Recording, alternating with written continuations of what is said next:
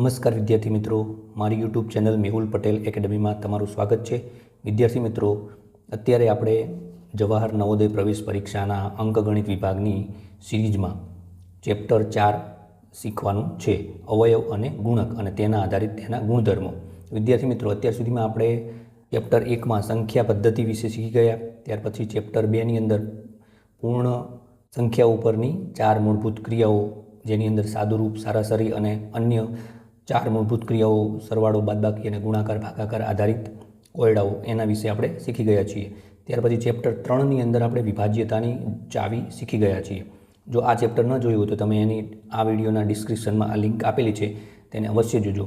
વિદ્યાર્થી મિત્રો, ચેપ્ટર 3 છે એ વિભાજ્યતાની ચાવીઓ છે અને એના ઉપરથી આપણે હવે અવયવ અને ગુણક વિશેનું ચેપ્ટર, સંપૂર્ણ ચેપ્ટર એક જ વિડીયોમાં શીખીશું। તો જો આ અવયવ અને ગુણક તમે સમજવા માગતા હોય, શીખવા માગતા હોય તો તેની આગળનું વિભાજ્યતાની ચાવીઓ વિશેનું ચેપ્ટર એક વખત જોઈ લેજો।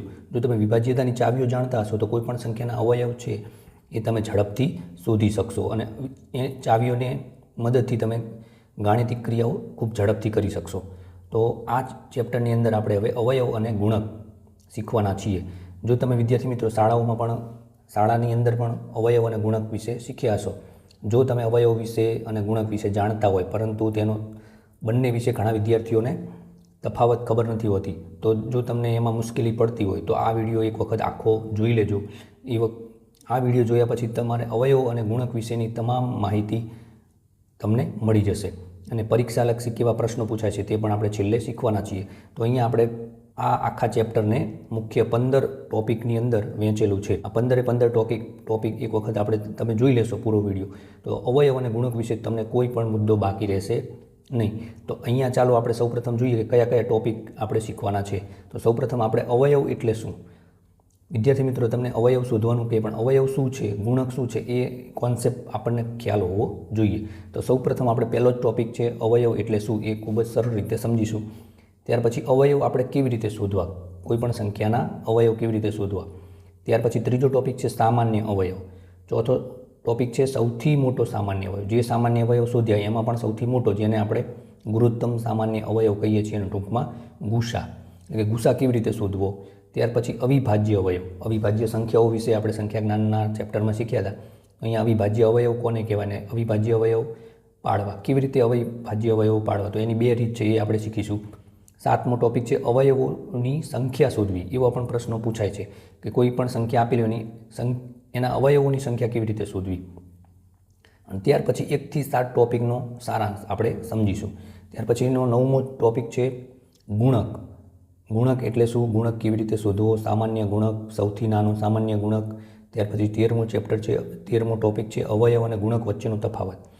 આ તમે ખાસ સમજી લેજો, કારણ કે ઘણી વખત અવયવ અને ગુણક વચ્ચેનો તફાવત વિદ્યાર્થી મિત્રો સમજી શકતા નથી। એટલે અવયવ શોધવાનું હોય ત્યારે ગુણક શોધે છે અને ગુણક શોધવાનું હોય ત્યારે અવયવ શોધે છે, તો આ બંને અલગ વસ્તુ છે। પ્રશ્ન ટોપિક છે એ 14માં પરીક્ષામાં પૂછાતા મહત્ત્વના પ્રશ્નો, કેવા પ્રકારના પ્રશ્નો પૂછાય છે એની આપણે સમજ મેળવીશું અને છેલ્લે આ તમામ ટોપિકને આવરી લેતા પરીક્ષામાં પૂછાતા MCQની પ્રેક્ટિસ કરીશું। તો ચાલો હવે શરૂઆત કરીએ। પહેલો ટોપિક છે અવયવ એટલે શું।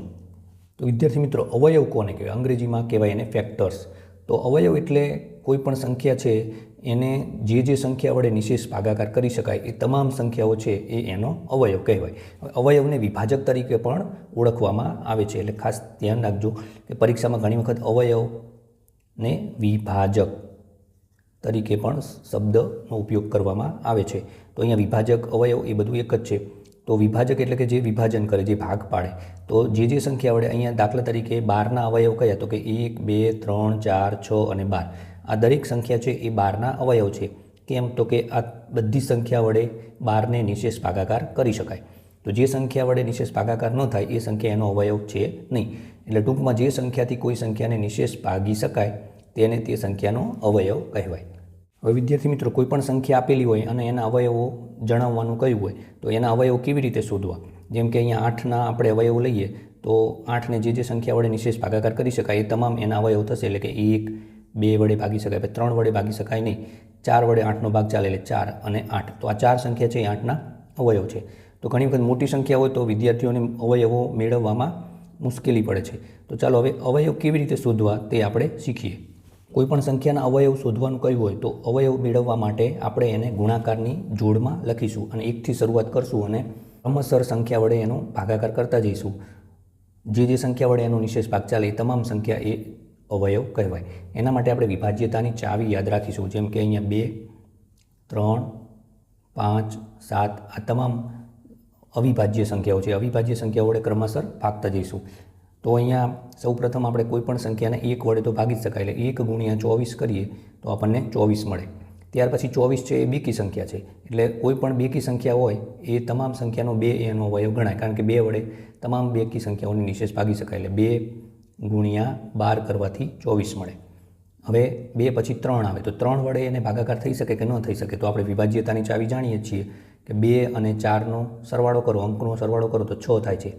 એ 6 છે એ 3 વડે વિભાજ્ય છે, માટે 3 વડે ભાગ ચાલે. એટલે 3 ગુણ્યા 8 કરવાથી 24 મળે. એટલે 3 અને 8 એ બંને એના અવયવ છે. આ રીતે આપણે અવયવોની જોડ બનાવતા જઈશું. ત્યાર પછી 3 પછી 4 છે તો 4 વડે પણ 24નો નિશેષ ભાગ ચાલે. એટલે 4 ગુણ્યા 6 કરવાથી 24 મળે. જો વિદ્યાર્થી મિત્રો તમને સીધી રીતે આ રીતે ન ખબર પડે તો દરેક સંખ્યા વડે એક પછી એક ભાગાકાર કરતા જઈને પણ એની જોડ બનાવી શકાય. હવે 4 પછી 6 આવે, 5 વડે નિશેષ ભાગ ચાલશે નહીં 24નો, કારણ કે કોઈ પણ સંખ્યાના એકમના અંકમાં 0 અથવા 5 હોય તો જ એને 5 વડે ભાગી શકાય. હવે અહીંયા 6 આપણને મળી ગયા છે. એટલે અહીંયા આપણને 24ના તમામ અવયવોની જોડ મળી ગઈ છે. એટલે એને ક્રમમાં લખી નાખીએ તો 1, 2, 3, 4, 6, 8, 12 અને 24 આ તમામ સંખ્યાઓ છે એને 24 વડે નિશેષ ભાગાકાર કરી શકાય. માટે આ તમામ સંખ્યાઓ છે એ 24ના અવયવ એટલે કે વિભાજક કહેવાય. 60ના અવયવ આપણે મેળવવા હોય તો એવી જ રીતે આપણે મેળવીશું કે 1 ગુણ્યા 60 કરીશું. ત્યાર પછી 60 છે એ બેકી સંખ્યા છે, માટે એનો 2 વડે ભાગ ચાલશે. એટલે 2 ગુણ્યા 30 કરવાથી આપણને 60 મળે. હવે 60નો 3 વડે પણ ભાગ ચાલશે, કારણ કે અહીંયા 6 છે એ 3 વડે વિભાજ્ય છે.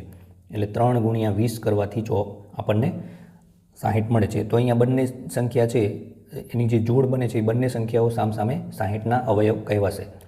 ત્યાર પછી 4 વડે ભાગ ચાલીએ તો 60 ભાગ્યા 4 કરીએ તો 15 મળે. એટલે 4 અને 15 એ બંને 60ના અવયવ કહેવાય. હવે 4 પછી 5 તો એકમનો અંક 0 છે એટલે 5 વડે પણ ભાગ ચાલે. તો 5 ગુણ્યા 12 કરવાથી 60 થાય. એટલે 5 અને 12 એ બંને પણ 60ના અવયવ થયા. ત્યાર પછી 6 ગુણ્યા 10 60 થશે. પછી 7, 8 અને 9 વડે નિશેષ ભાગ ચાલશે નહીં. અને 10 તો 10 અહીંયા આપણને આવી ગયા. તો હવે તમામ સંખ્યાઓ છે એ અવયવ તરીકે આપણને મળી ગઈ.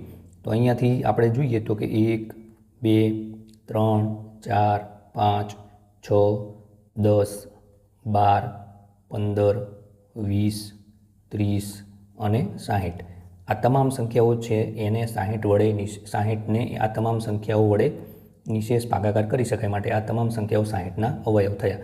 હવે વિદ્યાર્થી મિત્રો તમે જુઓ કે 1 છે એ દરેક સંખ્યા વડે એનો ભાગાકાર કરી શકાય. 1 છે એ દરેક સંખ્યાનો વિભાજક છે. એટલે 1 છે એ દરેક સંખ્યાનો સૌથી નાનો સામાન્ય અવયવ થયો.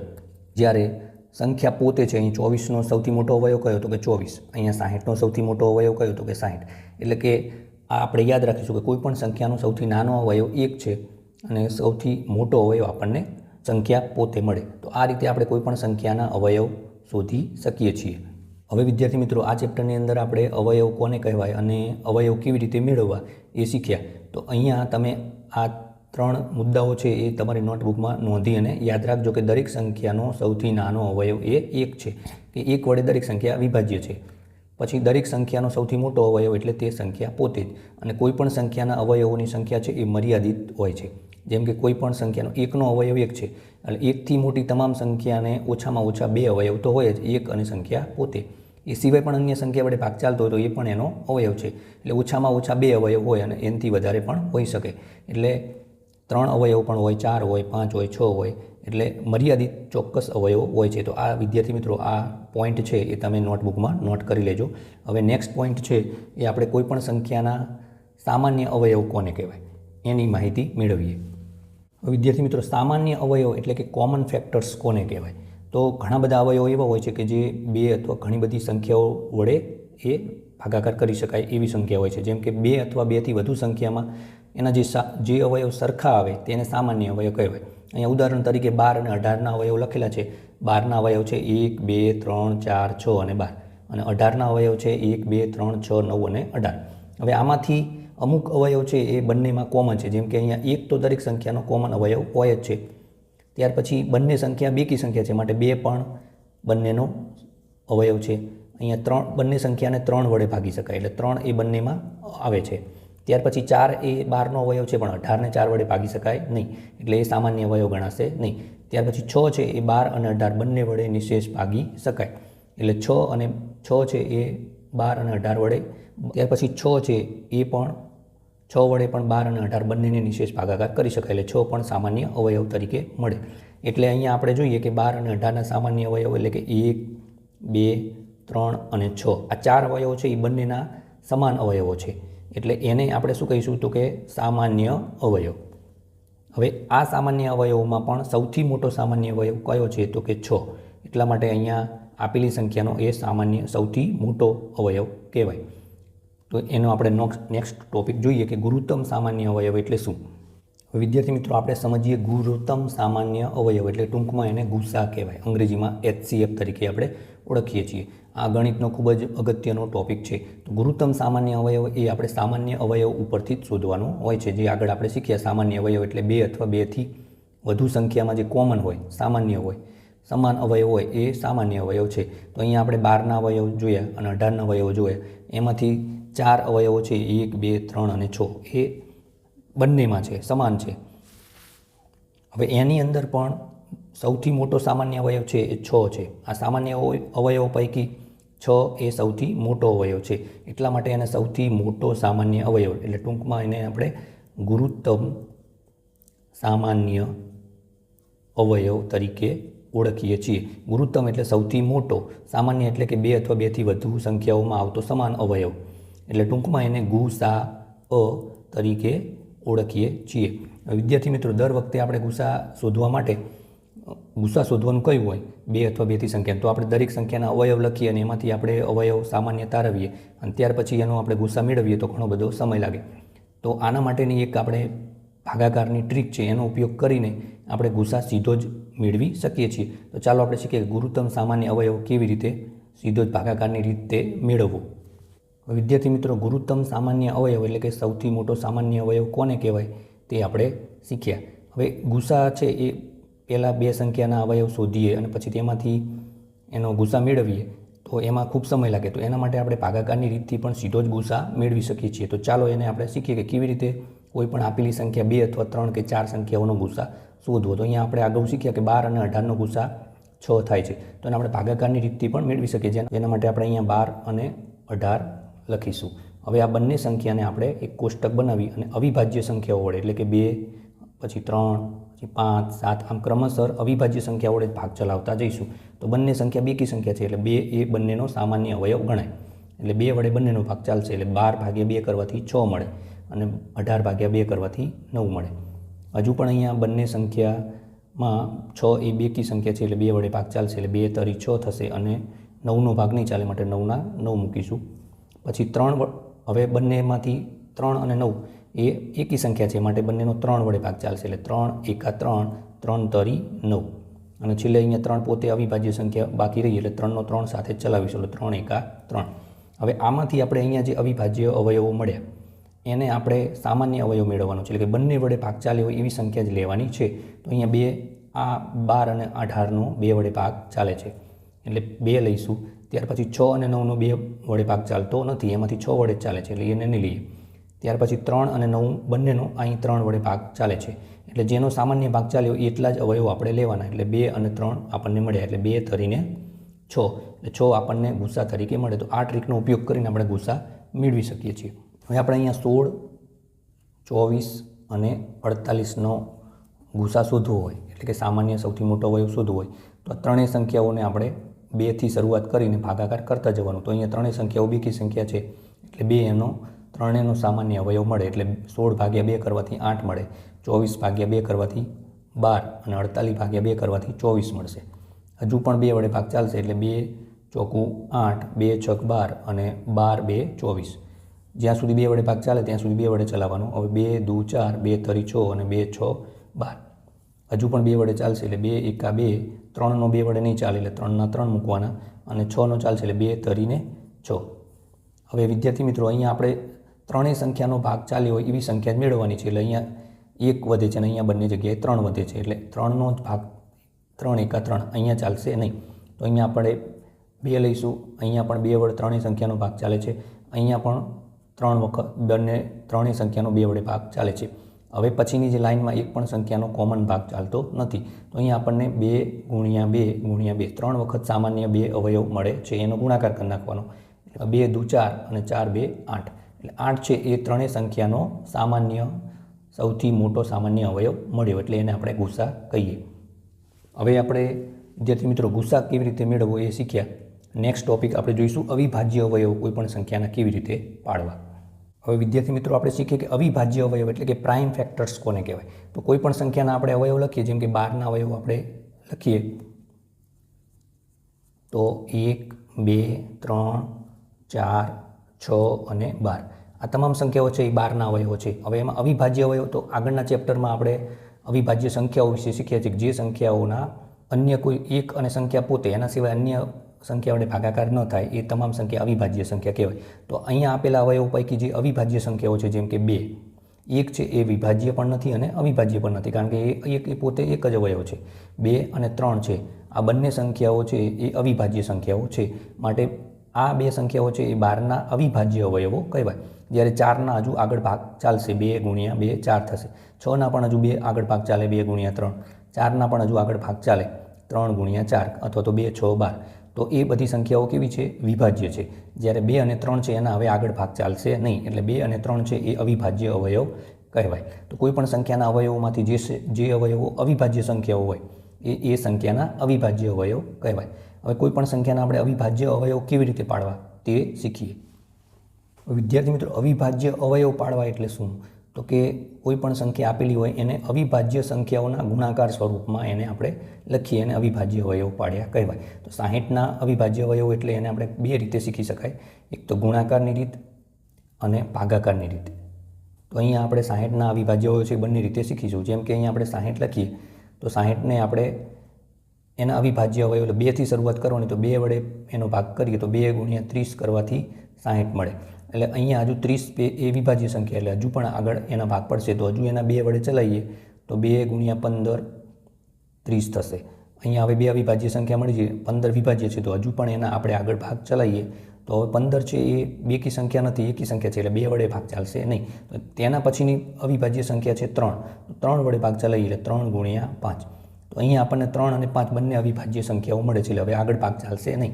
તો અહીંયા 2 ગુણ્યા 2 ગુણ્યા 3 ગુણ્યા 5, એટલે આપણે એને ગુણાકાર સ્વરૂપમાં લખી નાખીશું. એટલે 2 ગુણ્યા 2 ગુણ્યા 3 ગુણ્યા 5. અહીંયા જે ગુણાકાર કરીશું એ આપણને 60 જ મળશે. 2 દુ 4, 4 તરી 12, 12 પંચા 60. અને અહીંયા જે અવયવો છે એ તમામ સંખ્યાઓ અવિભાજ્ય છે. હવે આના આગળ ભાગ પડશે નહીં, એટલે આને આપણે અવિભાજ્ય અવયવ પાડ્યા કહેવાય. હવે આ જ અવયવને આપણે ભાગાકારની રીતે પણ કરી શકીએ. જેમ કે અહીં 60 લખ્યા પછી આપણે એના કોષ્ટક બનાવીને 2 વડે ભાગ ચલાવીશું તો અહીંયા 30 મળશે. એને પણ 2 વડે ભાગ ચલાવીશું તો 15 મળશે. હવે 15 છે એ 2 વડે ભાગ ચાલશે નહીં, તો એના પછીની અવિભાજ્ય સંખ્યા છે 3, તો 3 ગુણ્યા 5 કરીશું. હવે 5 છે એ અવિભાજ્ય છે, એટલે 5 એકા 5. તો અહીંયા જે આપણને અવયવ મળ્યા એ અવિભાજ્ય અવયવ કહેવાય. એને આપણે ગુણાકાર સ્વરૂપે લખી નાખીએ 2 ગુણ્યા 2 ગુણ્યા 3 ગુણ્યા 5, જે અવિભાજ્ય સ્વરૂપે છે, એટલે એને અવિભાજ્ય અવયવ પાડ્યા કહેવાય. હવે વિદ્યાર્થી મિત્રો, એના પછીનો અવયવને લગતો ટોપિક છે કે ઘણી વખત પરીક્ષામાં સંખ્યાના અવયવો કેટલા છે એવો પ્રશ્ન પૂછાય છે. તો ચાલો આપણે અવયવોની સંખ્યા કેવી રીતે શોધવી એની આપણે સરળ રીત શીખીએ. અગાઉ આપણે અવયવ કેવી રીતે મેળવવા તે જાણી ગયા છીએ. તો અવયવ મેળવીને પણ આપણે એની સંખ્યા મેળવી શકીએ, અને બીજી છે એના અવિભાજ્ય અવયવો પાડીને પણ આપણે એના અવયવોની સંખ્યા મેળવી શકીએ છીએ. બંને ટ્રીક આપણે શીખીએ કે 36ના અવયવો કેટલા છે જાણવું હોય તો પહેલાં તમામ અવયવો લખીને પણ જાણી શકીએ કે એના જોડમાં લખીએ તો 1 ગુણ્યા 36, ત્યાર પછી એનો 2 વડે ભાગ ચાલે એટલે 2 ગુણ્યા 18, એટલે 2 અને 18 પણ બંનેના 36ના અવયવો છે. ત્યાર પછી 3 વડે ભાગ ચલાવીએ તો 3 ગુણ્યા 12 કરવાથી પણ 36 મળે, એટલે 3 અને 12 એ પણ 36ના અવયવ છે. ત્યાર પછી 36નો 4 વડે પણ ભાગ ચાલે એટલે 4 ગુણ્યા 9 36 થશે. ત્યાર પછી 5 વડે 36નો ભાગ ચાલે નહીં, 6 વડે ચાલે એટલે 6 ગુણ્યા 6 36 થશે. હવે અહીંયા બંને જગ્યાએ 6 આવી ગયા એટલે અહીંયા 9 આવી ગયા, એટલે હવે તમામ અવયવો આપણને મળી ગયા. એટલે કુલ 5 અને 6 બંનેમાં કોમન છે, એટલે 5 અને બીજા 4, એટલે કુલ 9 અવયવો આપણને 36ના મળે. આ રીતે પણ આપણે સંખ્યા શોધી શકીએ છીએ અવયવની. અને બીજી રીતે અવિભાજ્ય અવયવ પાડીને પણ 36ના અવયવ આપણે મેળવી શકીએ. જેમ કે આપણે 36ના અવિભાજ્ય અવયવ પાડીએ તો 36ને 2 વડે ગુણાકાર કરીએ તો 18 મળશે. ત્યાર પછી 18ના પણ આગળ ચલાવીએ તો 2 ગુણ્યા 9 મળશે. હવે 9 પણ વિભાજ્ય છે એટલે એના 3 ગુણ્યા 3 મળશે. તો અહીંયા આપણને 2 ગુણ્યા 2 ગુણ્યા 3 ગુણ્યા 3 આ અવિભાજ્ય અવયવ મળે. તો બંનેને આપણે ઘાત સ્વરૂપે લખીએ તો 2 છે એનો વર્ગ એટલે 2નો વર્ગ 2ની 2 ઘાત ગુણ્યા અહીંયા 3ની 2 ઘાત આ રીતે મળે છે. તો અહીંયા જે આપણને ઘાત મળી એને આપણે દરેક ઘાતમાં એક એક ઉમેરી દઈએ. તો અહીંયા 2 + 1 કરીશું અને બીજા પદમાં પણ 2 ઘાત છે એટલે એમાં પણ 2 + 1 કરીશું. તો અહીંયા 2 અને 1 3 થશે અને અહીંયા પણ 2 અને 1 3 થશે. તો 3 તરી 9 એટલે આ રીતે પણ આપણે 36ના કુલ કેટલા અવયવો છે તો કે 9 અવયવો છે જવાબ મેળવી શકીએ છીએ. તો એવી જ રીતે આપણે 48ના અવયવ મેળવવા હોય તો એના અવિભાજ્ય આ રીતે પણ મેળવી શકીએ છીએ અને અવિભાજ્ય અવયવથી પણ મેળવી શકીએ છીએ. જેમ કે 48ના આપણે સૌથી પહેલાં અવિભાજ્ય અવયવ પાડીએ તો 2 ગુણ્યા 24 થશે. ત્યાર પછી 24ના પાડીએ તો 2 ગુણ્યા 12 થશે. ત્યાર પછી 12ના 2 ગુણ્યા 12 છે તો એના આગળ પાડીએ તો 2 ગુણ્યા 6 થશે અને 6ના 2 ગુણ્યા 3 મળશે. આમ 2 ગુણ્યા 2 ગુણ્યા 2 ગુણ્યા 2 ગુણ્યા 3 એટલે 2 દુ 4 4 2 8 8 દુ 16 16 તરી 48. તો આ અવિભાજ્ય અવયવ મળ્યા એને આપણે ઘાત સ્વરૂપે લખીએ તો 2 4 વખત છે એટલે 2ની 4 ઘાત અને 3 1 વખત છે એટલે 3ની 1 ઘાત. હવે આ જે ઘાત મળી આપણને 4 અને 1 એ બંનેમાં આપણે એક એક ઉમેરવાના એટલે 4 + 1 કરીશું ગુણ્યા 1 + 1 કરીશું. બંનેનો ગુણાકાર કરીએ તો 4 ને 1 5 ગુણ્યા 1 + 1 એટલે 2 એટલે 5 દુ 10 એટલે કુલ 48ના આપણને 10 અવયવ મળે. આ રીતે પણ સીધો જ આપણે સંખ્યા મેળવી શકીએ છીએ. વિદ્યાર્થી મિત્રો, અત્યાર સુધીમાં આપણે અવયવ વિશેના જે ટોપિક શીખ્યા એના સાર રૂપે અહીંયા જે પોઈન્ટ છે તમે તમારી નોટબુકમાં નોંધી લેશો. એ અવશ્ય આપણે પરીક્ષાલક્ષી જે પોઈન્ટ છે મહત્ત્વના મુદ્દા એ આપણે અવયવ વિશે યાદ રાખીશું કે અવયવ એટલે નિશેષ ભાગી શકાય તેવી સંખ્યા. કોઈ પણ સંખ્યા આપેલી હોય એને જે સંખ્યા વડે નિશેષ ભાગાકાર થઈ શકે એ તમામ સંખ્યા આપેલી સંખ્યાના અવયવ છે. બીજો પોઈન્ટ છે કે 1 એ દરેક સંખ્યાનો અવયવ છે. દરેક સંખ્યાનો સૌથી મોટો અવયવ સંખ્યા પોતે જ છે. અવયવો છે એ મર્યાદિત હોય છે. ત્યાર પછીનો પોઈન્ટ છે કે 1 અવિભાજ્ય પણ નથી અને સંયુક્ત પણ નથી. 1 એ એવો અવયવ છે જે અવિભાજ્ય પણ ન કહેવાય અને વિભાજ્ય પણ ન કહેવાય. બાકીના અવયવો છે એ અવિભાજ્ય અથવા તો વિભાજ્ય હોઈ શકે છે. અને છેલ્લો પોઈન્ટ છે કે દરેક અવયવ તે સંખ્યાથી નાનો અથવા તો સમાન હોય. કોઈ પણ સંખ્યાના અવયવ આપેલા હોય તો એ અવયવ એ સંખ્યા કરતાં નાના અથવા તો સંખ્યા પોતે એટલે કે કારણ કે સૌથી મોટો અવયવ સંખ્યા પોતે જ છે એટલે સંખ્યાથી મોટો અવયવ હોઈ શકે નહીં. તો આ અતિ અવયવ વિશેની આપણે માહિતી મેળવી અને એના વિશેના ટોપિક આપણે શીખ્યા. હવે નેક્સ્ટ પોઈન્ટની અંદર આપણે ગુણક વિશે શીખીશું. વિદ્યાર્થી મિત્રો, આપણે અવયવ વિશેની માહિતી મેળવી. હવે નેક્સ્ટ ટોપિકમાં ગુણક એટલે શું તે શીખીશું. તો ગુણક એટલે એને આપણે અવયવી તરીકે પણ ઓળખીએ છીએ. તો ગુણક એટલે જે સંખ્યા વડે આપણે ગુણાકાર કરીએ કોઈ પણ સંખ્યાનો અને જે ગુણાકાર મળે એ આપેલી સંખ્યાનો ગુણક કહેવાય. જેમ કે કોઈ પણ સંખ્યાને 1 2 3 4 એમ ક્રમશર ગુણતા જઈએ અને જે સંખ્યા મળે તેને તે સંખ્યાના ગુણક કહેવાય. જેમ કે 5ના ગુણક છે તો 5 ગુણ્યા 1 કરીએ તો 5 મળે, 5 ગુણ્યા 2 કરીએ તો 10 મળે, 5 તરી 15, 5 ચોક 20, પાયો પાયો 25, 5 છક 30. આમ આગળ ગુણાકાર કરતા જઈએ એમ આગળ સંખ્યા મળતી થાય. તો આ તમામ સંખ્યાઓ છે એ 5ના ગુણક છે એટલે કે અવયવી છે. તો અહીંયા કોઈ પણ સંખ્યાના અવયવ ક્યાં સુધી મળે તો એ અનંત છે. કોઈ પણ સંખ્યાનો નાનામાં નાનો અવયવી છે એ 5 છે. જેમ કે 6ના ગુણક લખીએ તો એને 1 વડે ગુણાકાર કરવાથી 6 મળે, 6 2 12, 6 તરી 18, 6 4 24, 6 5 30. આ રીતે આગળ ગણતા જઈએ એના ગુણક મળતા જાય. તો આ તમામ સંખ્યાઓ છે એ 6ના ગુણક છે. આ સંખ્યાઓ એનો ગુણાકાર કરવાથી મળે છે માટે એને ગુણક છે અને અવયવી તરીકે પણ ઓળખાય. હવે ગુણક છે એ કેવી રીતે શોધવા એ આપણે સમજીએ. વિદ્યાર્થી મિત્રો, કોઈ પણ સંખ્યાના ગુણક કેવી રીતે શોધવા તો એ ખૂબ જ સરળ છે. કોઈ પણ સંખ્યાને 1 2 3 4 એમ ક્રમશર સંખ્યા વડે ગુણાતા જઈએ તો એના ગુણક આપણને મળતા જાય. જેમ કે 8ના ગુણક છે તો 8 1 8, 8 2 16, 8 તરી 24, 8 ચોક 32, 8 પંચું 40, 8 છક 48, 8 સત્તા 56, 88 64. આમ અસંખ્ય સુધી આપણને ગુણક મળતા જાય છે. એટલે કોઈ પણ સંખ્યાને અન્ય સંખ્યા વડે ગુણાકાર કરવાથી જે ગુણાકાર આવ્યો એ એનો ગુણક છે. તો ગુણક વિશે આટલું યાદ રાખો કે ગુણકોની સંખ્યા કેવી હોય છે તો કે અનંત હોય છે. અસંખ્ય ગુણક આપણને મળે. તો સૌથી નાનો ગુણક છે એ સંખ્યા પોતે જ હોય. અહીંયા 8 1 8થી આપણે શરૂઆત થાય એટલે 8નો સૌથી નાનો અવયવી છે એટલે કે ગુણક છે એ 8 પોતે જ હોય છે. અને સૌથી મોટો ગુણક મળે નહીં, કારણ કે કોઈ પણ સંખ્યાને આગળ ગુણાકાર કરતા જઈએ એમ આગળ સંખ્યા મળતી જાય. હવે સામાન્ય ગુણક કોને કહેવાય તે જોઈએ. તો વિદ્યાર્થી મિત્રો, આપણે અગાઉના પોઈન્ટમાં સામાન્ય અવયવ શીખ્યા કે બંને સંખ્યામાં આવતા હોય તેવા અવયવને સામાન્ય અવયવ કહેવાય. એવી જ રીતે સામાન્ય ગુણક એટલે બંને સંખ્યાના અથવા બેથી વધારે સંખ્યામાં આવતા ગુણક હોય એને સામાન્ય ગુણક કહેવાય. જેમ કે અહીંયા 4ના ગુણક આપેલા છે 4, 8, 12, 6, 20, 24 આગળ, અને 6ના ગુણક આપેલા છે 6, 12, 18, 24, 30 અને 36, અને આગળ પણ એના ગુણક આવે. તો અહીંયા બંનેમાં હોય એવા ગુણક કયા છે આપણે જોઈએ. તો અહીંયા 12 છે એ બંને સંખ્યાનો ગુણક છે, એટલે કે 4 તરી 12 થાય અને 6 2 12 થાય. આગળ જોઈએ તો 24 છે એ પણ બંને સંખ્યાનો સામાન્ય ગુણક છે, એટલે 12 અને 24, અને આગળ પણ એના સામાન્ય ગુણક જેમ ગુણાકાર કરતા જઈએ એમ આવતા જાય. તો અહીંયા 12 અને 24 છે 4ના પ્રથમ 2 સામાન્ય ગુણક આપણને મળ્યા. હવે આપણને નેક્સ્ટ પોઈન્ટમાં જોઈએ કે સૌથી નાનો સામાન્ય ગુણક કયો હોય.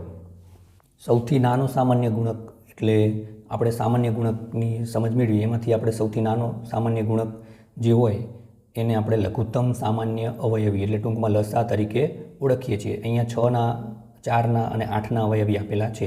હવે ત્રણેયમાંથી આપણે જોઈએ તો 24 છે એ ત્રણેય સંખ્યાનો અવયવી છે, અને ત્યાર પછી આગળ ગુણાકાર કરીએ તો 48 પણ ત્રણેય સંખ્યાનો આપણને અવયવી મળે. એટલે 4, 6 અને 8ના 24 અને 48 એ બંને પ્રથમ સામાન્ય અવયવી મળે છે. એમાં સૌથી નાનો છે પહેલો જે અવયવી હોય સામાન્ય એ સૌથી નાનો જ હોય, એટલે સૌથી નાનો સામાન્ય અવયવી 24 મળે છે, જેને આપણે લસા તરીકે ઓળખીએ છીએ. એટલે કે લઘુત્તમ એટલે સૌથી નાનો, સામાન્ય એટલે કે બંને અથવા ત્રણેય સંખ્યાઓનો હોય એવો અવયવી. તો વિદ્યાર્થી મિત્રો, અહીંયા જ્યારે પરીક્ષામાં 2 અથવા 2થી વધુ સંખ્યાઓનો લસા શોધવાનું આવે તો આપણે આ રીતે જો લસા મેળવવા જઈએ તો ખૂબ જ સમય લાગે. તો એને પણ આપણે ભાગાકારની રીતે, જેમાં અગાઉ ગુસા શોધ્યો એવી જ રીતે આપણે લસા પણ ભાગાકારની રીતે શોધી શકીએ છીએ. તો ચાલો આપણે શીખીએ કે લસા કેવી રીતે શોધવો. વિદ્યાર્થી મિત્રો, પરીક્ષામાં લસા શોધવાનો આવે તો આપેલી સંખ્યાઓના તમામ અવયવી લખીએ, અને ત્યાર પછી તેમાંથી સામાન્ય અવયવ મેળવીએ, અને તેમાંથી સૌથી નાનો સામાન્ય અવયવી એટલે લઘુત્તમ સામાન્ય અવયવી લસા. તો એના માટે ખૂબ સમય લાગે, તો આપણે ભાગાકારની ટ્રીકથી પણ લસા સીધો જ મેળવી શકીએ છીએ. અહીંયા અગાઉ આપણે 6, 8 અને 12નો લસા મેળવવો હોય, એટલે કે લઘુત્તમ સામાન્ય અવયવી મેળવવો હોય તો એને આપણે 6, 8 અને 12 આ રીતે કોષ્ટક બનાવી અને અવિભાજ્ય સંખ્યાઓ વડે ભાગતા જઈશું. તો સૌપ્રથમ 2 વડે ભાગીએ, જેમ ગુસા શોધવાની ટ્રીક હતી એ જ રીતે આમાં કરીશું. 2 તરી 6 અને 2 ચોકું 8 અને 2 6 12. ત્યાર પછી અહીંયા આપણે 2 વડે હજુ ભાગ ચાલશે, એટલે 2નો ચલાવીએ, 3નો 2 વડે નહીં ચાલે એટલે 3ના 3, અહીંયા 2 દુ 4 અને 2 તરી 6. હજુ પણ અહીંયા 2નો ચાલશે એટલે 2 એકા 2 થશે, અને 3નો નહીં ચાલે એટલે 3ના 3 મૂકીશું. હવે અહીંયા 1 છેલ્લે મળી ગયા. હવે 3 બંને જગ્યાએ 3 છે તો 3નો 3 વડે ચલાવીએ, 3 એકા 3, 1ના 1 અને 3 એકા 3. હવે અગાઉ આપણે એનો ગુસા શોધતા હતા ત્યારે આપણે ત્રણેય સંખ્યાનો ભાગ ચાલે એવી સંખ્યા લેતા હતા, જ્યારે અહીંયા આપણને જે અવિભાજ્ય અવયવ મળ્યા એ તમામ સંખ્યાનો ગુણાકાર કરવાનો છે. એ ગુણાકાર છે એ ત્રણેય સંખ્યાનો લસા ગણાશે. એટલે 2 ગુણ્યા 2 ગુણ્યા 2 ગુણ્યા 3 બરાબર 2 દુ 4, 4 દુ 8 અને 8 તરી 24. તો 24 છે એ ત્રણેય સંખ્યાનો લઘુત્તમ સામાન્ય અવયવી એટલે કે લસા કહેવાય. હવે વિદ્યાર્થી મિત્રો, આપણે અવયવ અને ગુણક વચ્ચેનો તફાવત સમજીશું. ઘણા વિદ્યાર્થીઓ અવયવ અને ગુણકનો કોન્સેપ્ટ ના સમજે ત્યાં સુધી એનો તફાવત સમજી શકે નહીં. તો એનો બંને અલગ વસ્તુ છે. તો એના માટેનો તફાવત શું છે? તો કે અવયવ છે એ ભાગી શકાય તેવી સંખ્યા છે, જ્યારે ગુણક છે એ ગુણાકારથી મળતી સંખ્યા છે. અવયવ એટલે કે આપેલી સંખ્યાને જે સંખ્યા વડે ભાગાકાર થાય એ એના અવયવ છે, અને ગુણાકાર કરવાથી જે સંખ્યા મળે એ એનો ગુણક છે. અવયવ છે એ મર્યાદિત હોય છે. કોઈપણ સંખ્યાના ઓછામાં ઓછા 2 અવયવ હોય, અથવા તો 2થી વધારે, કોઈના 3 હોય, 4 હોય, 5 હોય, પરંતુ એના અવયવ ચોક્કસ હોય છે. જ્યારે ગુણક છે એ સંખ્યા અનંત હોય છે. કોઈપણ સંખ્યાનો સૌથી નાનો અવયવ એ 1 છે, જ્યારે સૌથી નાનો ગુણક તે સંખ્યા પોતે જ છે.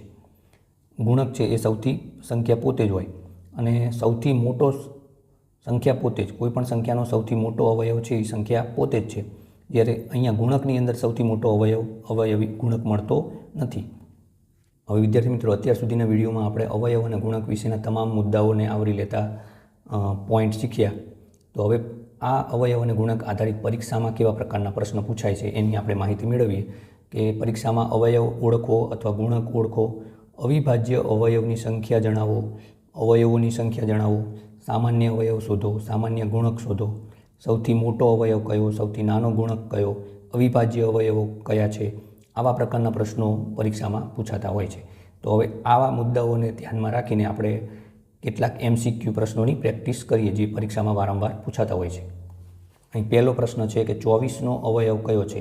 તો કોઈ પણ સંખ્યાનો અવયવ છે એના વડે આપેલી સંખ્યાને નિશેષ ભાગાકાર કરી શકાય. એટલે આમાંથી જે સંખ્યાનો 24 વડે નિશેષ ભાગાકાર થાય, એટલે કે આમાંથી જે સંખ્યા વડે 24નો નિશેષ ભાગાકાર થાય એ 24નો અવયવ ગણાય. કોઈ પણ સંખ્યાના એકમના અંકમાં 0 કે 5 હોય તો જ એ 5 વડે ભાગાકાર થઈ શકે. એટલે 5 એ 24નો અવયવ ગણાશે નહીં. અહીંયા 6 છે એ 6 વડે 24નો નિશેષ ભાગાકાર થાય છે, માટે 6 એ 24નો અવયવ છે. 7 અને 9 છે એ 24ના અવયવ આવશે નહીં. બીજો પ્રશ્ન છે નીચેનામાંથી 9નો ગુણક કયો? તો કોઈ પણ સંખ્યાને ગુણાકાર કરવાથી, 9 સાથે ગુણાકાર કરવાથી જે સંખ્યા મળે એ 9નો ગુણક છે. એટલે 9નો ઘડિયો બોલીએ તો અહીંયા 9ના ઘડિયામાં 25 નહીં આવે, 26 નહીં આવે, 9 ગુણ્યા 3 એટલે કે 9ને 3 વડે ગુણાકાર કરવાથી 27 મળે છે, માટે 27 છે એ 9નો ગુણક ગણાય. પ્રશ્ન 3 જોઈએ કે નીચેનામાંથી 18નો અવયવ નથી. તો આમાંથી જે સંખ્યા વડે 18નો ભાગ ન ચાલે એ 18નો અવયવ ન ગણાય. તો અહીંયા 2, 3 અને 6 આ ત્રણેય સંખ્યા વડે 18ને નિશેષ ભાગાકાર કરી શકાય, માટે ત્રણેય સંખ્યા 18ના અવયવ છે. 8નો 3 વડે 18 વડે નિશેષ ભાગ થઈ શકે નહીં, માટે 8 છે એ 18નો અવયવ આવશે નહીં. એટલે સાચો જવાબ આવશે ડી. પછી અહીંયા પ્રશ્ન 4 જોઈએ કે 12 અને 18નો સામાન્ય અવયવ કયો? તો અહીંયા આપણે 12ના અવયવ લખીએ તો 1, 2, 3, 4, 6 અને 12 એ 12ના અવયવ છે. 18ના અવયવ આપણે જોઈએ તો કે 1, 2, 3, પછી 6, 9 અને 18. હવે આમાંથી 1, 2, 3 અને 6 આ 18ના અવયવ છે. એમાંથી આ 4 સંખ્યા છે એ 18ના સામાન્ય અવયવ છે. પ્રશ્ન 5 જોઈએ કે 6 અને 9નો સૌથી નાનો ગુણક કયો? એટલે કે ટૂંકમાં આપણે 6 અને 9નો સૌથી નાનો સામાન્ય ગુણક, એટલે કે આમાંથી જે 9, 6 અને 9 બંનેના ગુણાકારમાં આવે એનો, તો અહીંયા 12 જોઈએ તો 6 ગુણ્યા 2 12 થશે, પણ 9ના ગુણકમાં 12 આવશે નહીં. 16 છે એ 6 કે 9 બંનેમાંથી એક પણ સંખ્યાના ગુણકમાં આવશે નહીં.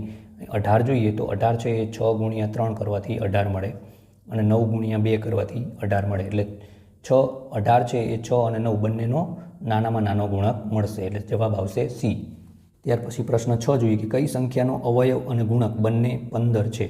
તો હવે કોઈ પણ સંખ્યાનો મોટામાં મોટો અવયવ સંખ્યા પોતે જ હોય અને એ જ સંખ્યા પોતાનો નાનામાં નાનો ગુણક પણ હોય, એટલે બંને 15 હોય એવો જવાબ 15 જ આવે. એટલે કે 15 છે એ સંખ્યાનો અવયવ પણ છે અને પોતે પોતાનો ગુણક પણ છે. પ્રશ્ન 7 જોઈએ કે 24 અને 36ના સામાન્ય અવયવોમાંથી સૌથી મોટો અવયવ કયો છે? તો અહીંયા આપણે 24 અને 36નો ગુસ્સા મેળવીએ એ સૌથી મોટો અવયવ, ગુરુત્તમ સામાન્ય અવયવ. તો અહીંયા આપણે 24 અને 36નો ગુસ્સા મેળવવા માટે ભાગાકારની રીતથી આપણે શોધીએ તો અહીંયા 2 વડે ભાગાકાર કરીએ તો અહીંયા 12 મળે, અહીંયા 18 મળે. હજુ પણ એનો બંને વડે ભાગાકાર ચાલે તો અહીંયા 6 મળશે, અહીંયા 9 મળશે. હજુ પણ અહીંયા 2 વડે ભાગ ચલાવીએ તો અહીંયા 3 મળે, અહીંયા 9નો 2 વડે ના ચાલે એટલે 9ના 9 લખીએ. અહીંયા આગળ 3 એકા 3 ને 3 તરી 9. હવે આગળ એક પણ સંખ્યા વડે એનો સામાન્ય ભાગ ચાલશે નહીં, તો અહીંયા 2 વડે, અહીંયા પણ 2 વડે બંને લાઇનનો ભાગ ચાલે છે અને અહીંયા 3 વડે બંને સંખ્યાનો ભાગ ચાલે છે. એટલે 2 ગુણ્યા 2 ગુણ્યા 3 આ આપણને સામાન્ય અવયવ મળે છે. એનો ગુણાકાર કરીએ તો 2 દુ 4, 4 તરી 12. એટલે 12 છે એ બંને સંખ્યાનો સૌથી મોટો સામાન્ય અવયવ એટલે કે ગુસા કહેવાય. એટલે ઓપ્શન ડી એ સાચો જવાબ આવશે. પ્રશ્ન 8 જોઈએ કે નીચેનામાંથી કયા સમૂહની તમામ સંખ્યાઓ 60ના અવયવ છે? તો 4 સંખ્યાઓ 60 વડે ભાગાકાર કરી શકાતી હોય એ એનો જવાબ આવશે. તો અહીંયા 2 અને 10 છે એ 60ના અવયવ છે, પણ 4 અને 7 નથી, એટલે ઓપ્શન એ આવશે નહીં. અહીંયા આપણે જોઈએ કે 3, 6 અને 12 છે એ 60 વડે ભાગાકાર થઈ શકે, પણ 8 છે એ 60 વડે વિભાજ્ય નથી, એટલે આ ઓપ્શન પણ નહીં આવે. અહીંયા 5, 10 અને 15 છે એના વડે 60નો નિશેષ ભાગાકાર થઈ શકે, પણ 9 વડે 60નો ભાગાકાર થઈ શકે નહીં, એટલે ઓપ્શન સી પણ આવશે નહીં. એટલે ઓપ્શન ડી છે 2, 3, 5 અને 6 આ ચારેય સંખ્યા વડે 60ને નિશેષ ભાગાકાર કરી શકાય, એટલે ઓપ્શન ડી એ એનો સાચો ઉત્તર આવશે.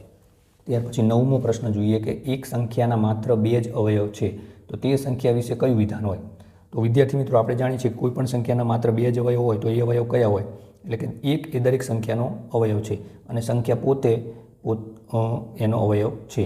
એટલે સંખ્યા પોતે, એટલે આમ 2 જ અવયવ હોય અને બીજા કોઈ અવયવ ના પડતા હોય એટલે એ સંખ્યા કેવી હોય છે કે અવિભાજ્ય અવયવ. તો તો અહીંયા સી છે તે અવિભાજ્ય સંખ્યા છે, એ એનું સાચું વિધાન ગણાય. અહીંયા પ્રશ્ન છે કે નીચેના પૈકી કઈ સંખ્યા 12 અને 15 બંનેનો ગુણક છે? તો અહીંયા આપણે જોઈએ કે 12ના ઘડિયામાં પણ આવે અને 15ના ઘડિયામાં પણ આવે એવી સામાન્ય સંખ્યા એ બંનેનો અવયવ કહેવાય. તો અહીંયા આપણે 12ના ગુણાકાર કરીએ તો 12 એકા 12 થશે, પછી 12 દુ 24 થશે, 12 તરી 36 થશે, 12 ચોક 48 થશે અને 12 પંચા 60 થશે. અને અહીંયા 15 છે, 15 ગુણ્યા 4 કરવાથી પણ 60 મળે છે. એટલે 60 છે એ બંનેના ગુણકમાં આવશે. 40 છે, 45 છે એ 15નો ગુણક છે પણ 12નો નથી. 40 છે એ બંનેમાંથી એક પણ સંખ્યાનો ગુણક નથી. 75 છે એ 15નો ગુણક છે પણ 12નો નથી. 60 છે એ બંનેનો ગુણક છે. એ 12 ગુણ્યા 5 60 થશે અને 15 ગુણ્યા 4 બરાબર પણ 60 થશે. એટલે બંનેનો સામાન્ય ગુણક 60 આવે. 11મો પ્રશ્ન જોઈએ કે એક સંખ્યાના અવયવો 1, 2, 4, 7, 14 અને 28 છે. તો તે સંખ્યા કઈ? તો અહીંયા છેલ્લો સંખ્યા સૌથી મોટો અવયવ 28 છે. એટલે દરેક સંખ્યાનો સૌથી મોટો અવયવ સંખ્યા પોતે જ હોય. એટલે અહીંયા જે અવયવો છે એ તમામ 28ના અવયવો ગણાય. એટલે ઓપ્શન બી એ સાચો જવાબ છે. પ્રશ્ન નંબર 12 જોઈએ કે નીચેનામાંથી કયું વિધાન ખોટું છે? તો અહીંયા ખોટું વિધાન આપણે ચકાસવાનું છે. પહેલું વિધાન જોઈએ કે દરેક અવિભાજ્ય સંખ્યાના માત્ર 2 જ અવયવ હોય. તો એ વિધાન સાચું છે. પ્રશ્ન 2 ઓપ્શન 2 જોઈએ કે એક અવિભાજ્ય પણ નથી અને સંયુક્ત પણ નથી. તો એ પણ વિધાન સાચું છે. ઓપ્શન સી જોઈએ કે દરેક સંખ્યાનો સૌથી મોટો અવયવ તે સંખ્યા પોતે જ છે. તો એ વિધાન પણ સાચું છે. એટલે ઓપ્શન ડી એ સાચો જવાબ હોય. દરેક સંખ્યાનો સૌથી નાનો ગુણ જ 1 હોય છે. તો એ ખોટું છે.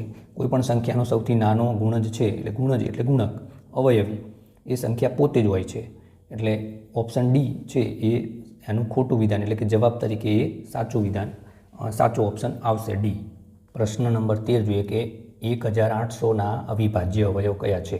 તો અહીંયા જે અવયવ પાડેલા છે એમાં તમામ સંખ્યાઓ અવિભાજ્ય હોવી જોઈએ. તો જેની અંદર આપણે જોઈએ અહીંયા સંખ્યા અવિભાજ્ય છે અને ઓપ્શન સીમાં સંખ્યા અવિભાજ્ય છે. જ્યારે અહીંયા 2માં પણ અવયવ પાડેલા છે એમાં તો 25 છે એ વિભાજ્ય સંખ્યા, એટલે ઓપ્શન બી. અને અહીંયા જોઈએ કે પ્રશ્ન 4માં ઓપ્શન ડીમાં તો કે 4 અને 6 એ પણ વિભાજ્ય સંખ્યાઓ હોય, એટલે એ ઓપ્શન નીકળી જશે કારણ કે અહીંયા આપણને અવિભાજ્ય અવયવ પૂછ્યા છે. તો અહીંયા પણ અવિભાજ્ય સંખ્યાઓ છે અને અહીંયા પણ અવિભાજ્ય સંખ્યાઓ છે. તો એની અંદર જે સંખ્યાઓનો ગુણાકાર 1800 થતો હોય એ ઓપ્શન આવશે. એટલે ઓપ્શન સી છે એનો ગુણાકાર 1800 મળે.